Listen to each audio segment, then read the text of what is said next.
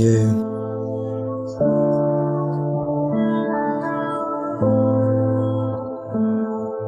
Yine menin bugunum ağır geçti. Näme durmuş biz yalanlar yençti.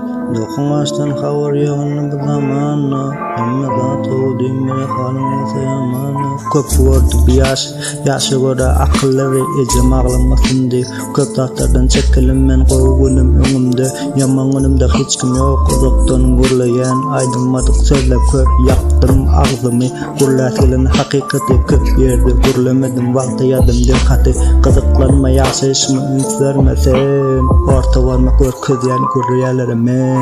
Bize düşünmen gülüm ola her kim kevzatır aytmana kalmadı erkim özüme. Sonra varyan yine men kim nasıl ümit gördü. İçim azı ki bize düşünmen gülüm ola her kim kevzatır aytmana kalmadı erkim özüme. Sonra varyan yine men kim nasıl ümit gördü.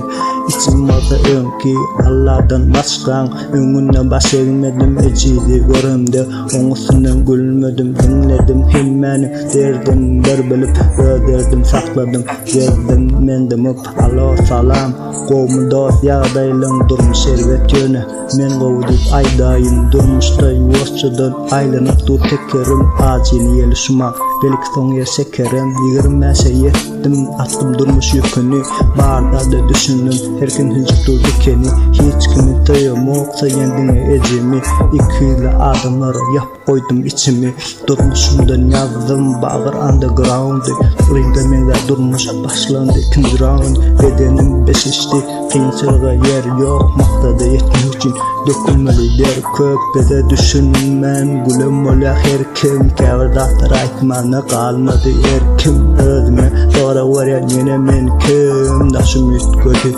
İçim azı ki bize düşünmen gülüm ola her kim kevdahtır aytmana kalmadı erkim özüme sonra varyan yine men kim nasıl ümit gördü.